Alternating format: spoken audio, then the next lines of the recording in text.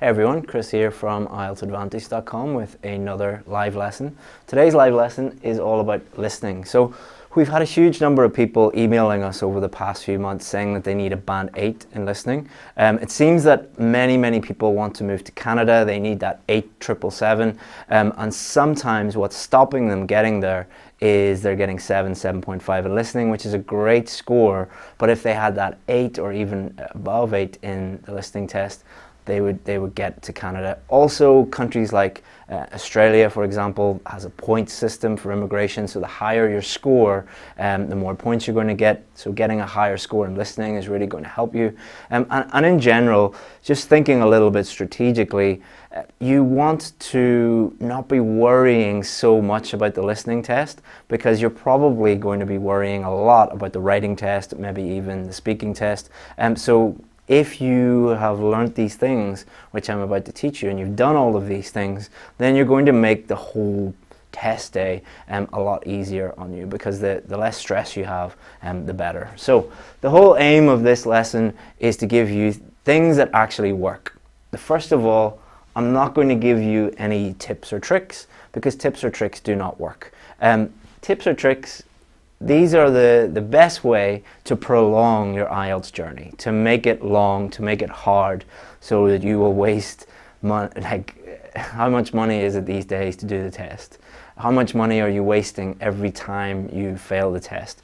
By looking for tips and tricks, you think that you're saving time, you think it's going to be easy, but in the long run, tips and tricks do not work. You're not going to trick your way to go from a Band 7 to a Band 8 on the listening test. You're just not going to be able to do that. So none of the things I'm going to teach you today have to do with any tips or tricks. Why? They don't work. If they worked, I would tell you, but they don't. So number one, stop looking for tips and tricks. They do not work. Number two, listen to English every day. Now this sounds really obvious. This sounds like something that, of course I'm going to do that. But very few students who I actually work with on a one-to-one basis, when they have a problem with listening, normally the first thing I say is, well, how many hours a day do you listen to English? Normally the answer comes back, hours per day? Like, I don't listen to even 1 hour per week. If you count up the number of minutes you spend each week listening, like, I have lots of podcast apps on my phone, and some of them are really cool. They can tell you how much you're listening. I think the new iPhones, or the new update for iPhone, tells you how much time you spend on each app, and there's a lot of apps that do tell you that. If you add up all the time you spend listening to podcasts or YouTube or watching TED Talks, it's a lot less than you think. But it's so easy these days to listen to English every day, because we carry it with us on our phone. So you could watch TV, you could listen to the radio, you could listen to podcasts, you could watch YouTube, you could listen to TED Talks, and I'm sure that there are hundreds of other ways that you could listen to English. If you live in an English-speaking country, go out and speak to people and listen to how people talk. The key here is not which TV show will help you improve your IELTS score, or which podcast will help you improve your IELTS score, or which TED Talks. It's about consistently doing it every single day. 10 minutes a day, or 30 minutes a day, or 1 hour a day is way more powerful and more impactful than panicking a week before your test and listening to 12 hours of podcasts or 12 hours of TED Talks the week before your test. It's not going to help you. And also, the great thing about everything being on our mobiles, everything being on our phones, is you can listen to this anywhere. On the way to work, on the way back from work, at lunchtime, while you're looking after your kids, while they're doing something else, you could just have your podcast running in the background. I was with my little boy on Saturday, sitting in a park with him, and he was running around with lots of little other boys. I could have been doing anything in that time. I took the time just to sit and watch him play, but I could have been doing anything. There are multiple times per day where you have the time. Bring your phone with you, bring your whatever you use to listen to it, and that's going to help you with that. If you want to get a Band 8, you should be listening to a range of different accents, a range of different topics. You can find all of these out on YouTube. You can find these on podcasts. You can find a range of different accents. Like, keep it simple. If you want to improve, like say you're unfamiliar with the Scottish accent, listen to a podcast with Scottish people talking. Or if you are unfamiliar with the Canadian accent, go and listen to Canadian news or a Canadian YouTube channel or a Canadian talking on a TED Talk. Just keep it simple. Just do it and it will help you. Listen to a range of different topics. Obviously, podcasts have every single topic in the world. TED Talks have a great range of topics, especially topics that come up on the IELTS test. So have a look at those and they are going to help you. Also, look at multiple people speaking and one person speaking. For example, TED Talks, normally it's just one person speaking. That's going to be tested on the listening test. Podcasts or radio or TV, could be one person. Most likely it's going to be multiple people speaking. It's testing different skills. Listening to one person and listening to multiple people, you know, cutting in and stopping and asking questions in different accents. That's completely different from just listening to one person speaking. So you should be listening to a range of topics, accents, and one person versus multiple people. Also, when you're listening, we just did this lesson on Facebook before we did it here, and there's a great question came up from one of the girls who was listening, and she said that I listen to podcasts for 2 hours every single day and my spelling is still terrible. I said, okay, what you need to do is actively listen. So what does actively listen mean? Oh, that should go there. So, for example, if you were terrible at spelling and you really needed to improve your spelling, active listening would mean that when you're listening to something and you hear a word that you're unsure of the spelling, you would write it down and then you would check the spelling in a dictionary and you would keep doing that until it improved your listening. Active listening is when you focus on one thing at a time and do something while you're listening. So let's say you wanted to improve your vocabulary. What you would do is listen to a podcast or something like that, or YouTube or TED Talk, and when you hear a word you don't know, write that word down, write all the information you need to remember that word, and then review that word. So actively listening means you're doing something to help improve a specific area. That could be vocabulary, grammar, accent, pronunciation, all of these different things that you can focus on. One of those is spelling. So as I just said, you could focus on your spelling and actively listen to improve your spelling. Spelling is really, really important for IELTS listening for a few different reasons. Number one, normally people mess up spelling not because they are bad at spelling, it's because they're careless. They think about when you're writing an email or a text message to someone. Even as a native English speaker, I make spelling mistakes when I'm writing a text message or writing an email. And it's not because I don't know the spelling of that word, it's because I'm not very careful when I'm doing that, or I'm in a rush, or I'm distracted, or I'm not focused. What you need to do is make sure that you are, when you're transferring your answers over in the last part of the test, when you have that time at the end to transfer your answers over, make sure your spelling is 100% spot on. Because if you get even one letter out of place, it is wrong. It doesn't matter if it's very close or it's just two letters the wrong way, it's going to be wrong. And also be very harsh when you're practicing. So when you are practicing, you're going to have to give yourself a score by checking your answers. Often when people check those answers, if the spelling is a little off, they'll give themselves a mark. They will tick it and they will give themselves that correct answer.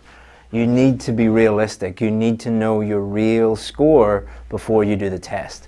I was working with one student a couple of weeks ago, and they said to me, every time I do the test, I get like an 8 or 8.5 when I'm practicing at home, but when I do the test, it's like 7.5. So they were getting really high scores in practice, lower scores on test day.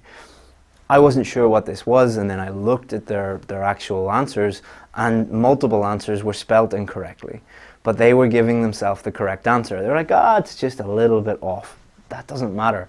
On the test, they're going to give you an incorrect answer for that. So be harsh and record your mistakes.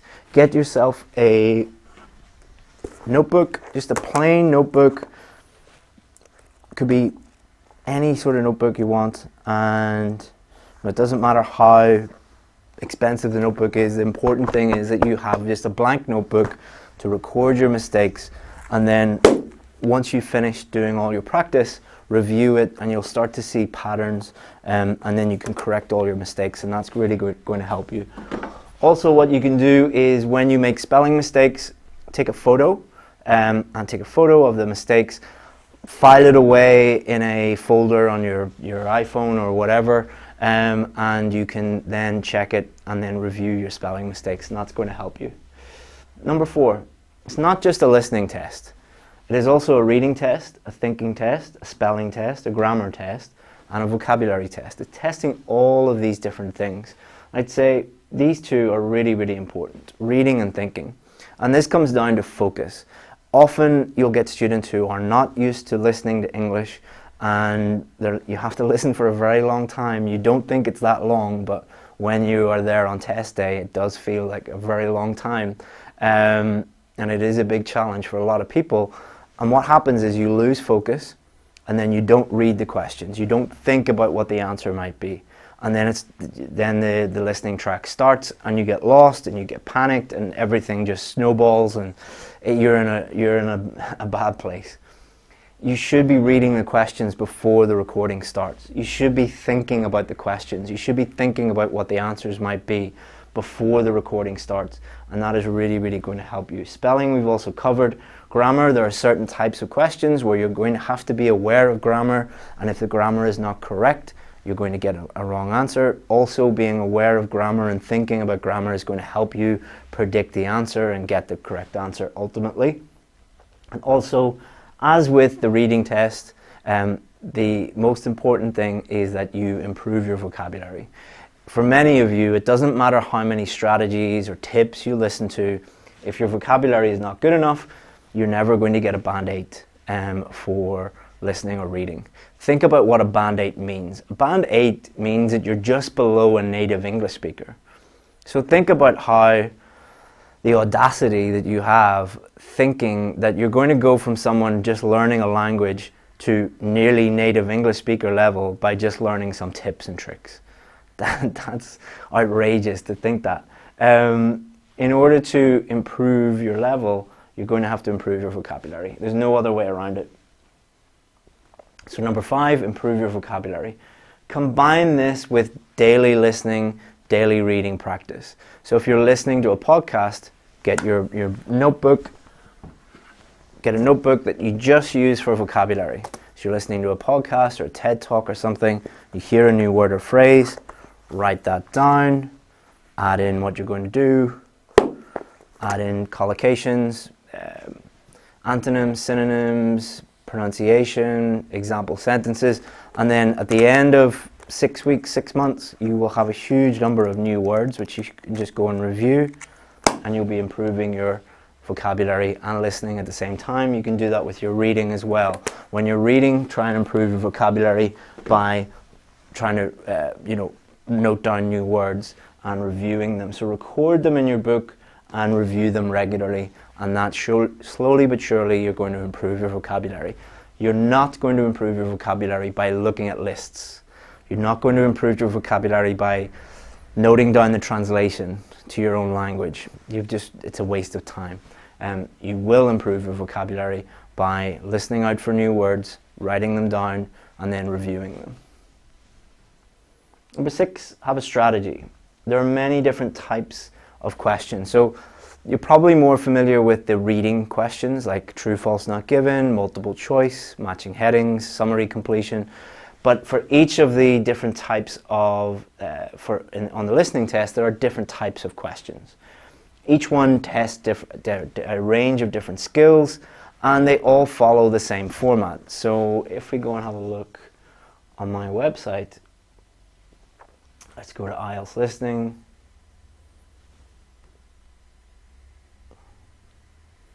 Must already be listening.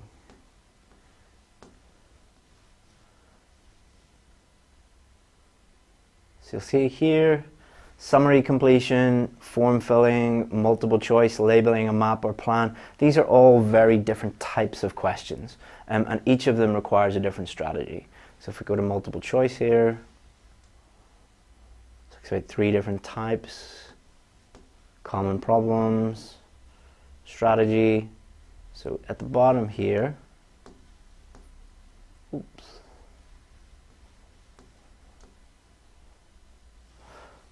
we have a 9-point strategy. So you don't have to follow this exact strategy, you can come up with your own strategy, but the key is that you want to not be become a robot on test day, but just do things automatically on test day.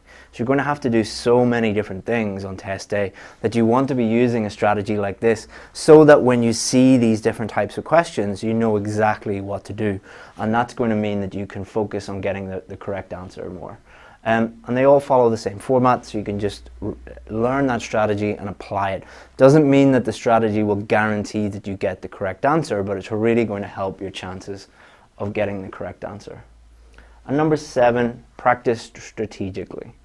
So practice alone will not help and will actually waste time. So many of you think that in order to improve to a band 8 in listening, you just need to do lots and lots of practice. Wrong.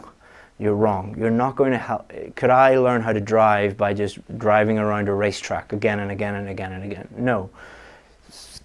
You can't just do practice tests. You have to practice strategically. Because number 1, it's not improving your score, but number 2, it's wasting your time.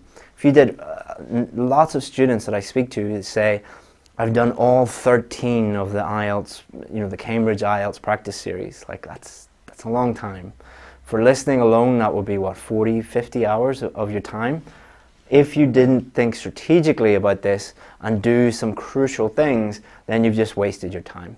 And you wouldn't believe the number of students that I speak to that are really, really angry with the fact that they have spent all that time practicing and their scores aren't improving. And it really comes down to this, practicing strategically. And what I'm going to do is I'm going to do a whole lesson on how to practice strategically for listening on Wednesday. Same time Wednesday, join me here on YouTube and we'll go through that. I wanted to do a separate lesson because it's so important, and I really think a lot of you are going to benefit from that one on Wednesday. So let me see if there are any questions.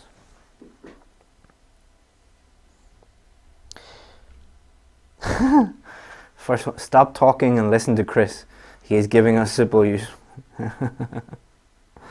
Good advice.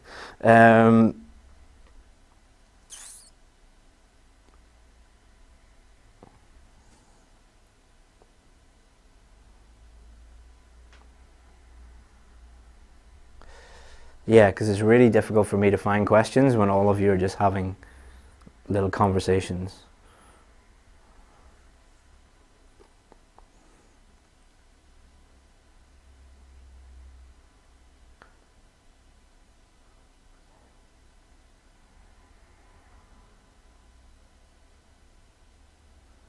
Yeah, I can't find most of the answers because...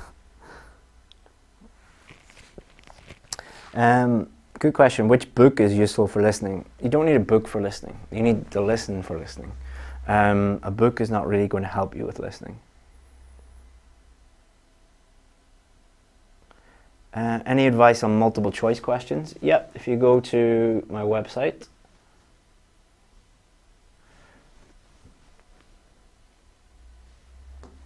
go to, oops. So if you go to IELTS Listening, so if you go to the main homepage, you'll find writing, speaking, reading, listening, vocabulary. So you want help with listening, just go in here, then scroll down, it says the listening guide, and then multiple choice questions, go in there. It's pretty simple. Okay.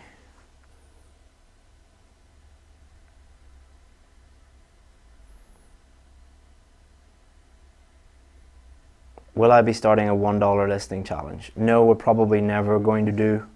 I can say 100% we're never going to do a $1 listening challenge. And we probably will never do another $1 challenge ever again.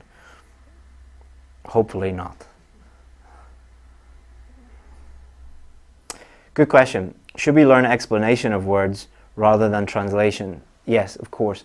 Translation is not going to help you. It doesn't help you understand the meaning of the word, how the word is used in a sentence, the grammar, the collocations, the synonyms, the antonyms. It's really a waste of time. Any good teacher, if you are in their classroom, they should ban, like do not allow any translation. It should be 100% in English.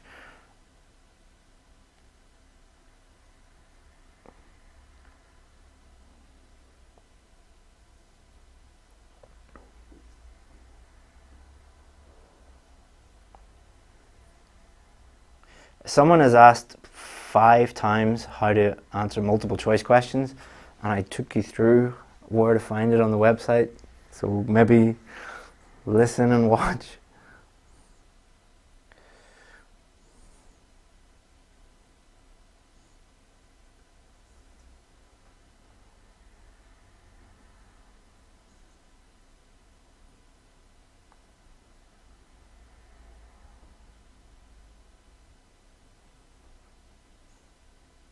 Okay. Thank you for all your questions. And last question was from somebody who said, why is section 3 really, really difficult? Well, the way that you should think about it is the first questions, not easy, but not very difficult. And the questions get more and more difficult as you go through the listening test. So a good way to think about it is the first section, the first easier questions, don't ignore those questions. Those are low-hanging fruit. They're easy questions. Get those in the bank. And then that will enable you to go through the test and be very, very confident that you've got the answer to those questions. And then as you go through the end, don't worry if you get 1 or 2 wrong at the end, because even if you need a band 8, you can still get a few wrong, and you're not looking for perfection. What happens with many students on the listening and the reading test is if they get any questions wrong, they get really angry with themselves and they think they're going to fail. I say, well, add up all your marks. What mark did you get? Oh, band 8. It's like, is band 8 enough? Yes, but I want to get every question correct. You're not going to get every question correct. The key is to practice strategically, and we will look at that on Wednesday, and I'll show you how you can learn from your mistakes and improve through practice. Thank you very much, guys. Hope that you enjoyed that video. Sorry that I can't answer all your questions. If you go to my website, IELTS Advantage, you'll find help with writing task 1, task 2, speaking, reading, listening. Just go in there, have a look, and you'll get the answers to your questions. If you need my personal help, you can email me, chris@IELTSadvantage.com. I don't work with very many students. I only work with students who I want to work with and who I think I can help. So if you want to send me an email, we can talk about whether you fit that bill. And if you need any other help, go to the website. Thank you very much, guys. If you enjoyed this video, please subscribe. We'll be making another one on Wednesday and another one on Friday, all about listening. Wednesday, we'll be looking at how to practice strategically, and on Friday, we'll focus on how to focus on the test and keep your focus during the test. Thank you very much, guys. Hope that you enjoyed that video. Let me know what you think about it in the comments. If you have any questions, let me know. Thank you. Bye-bye.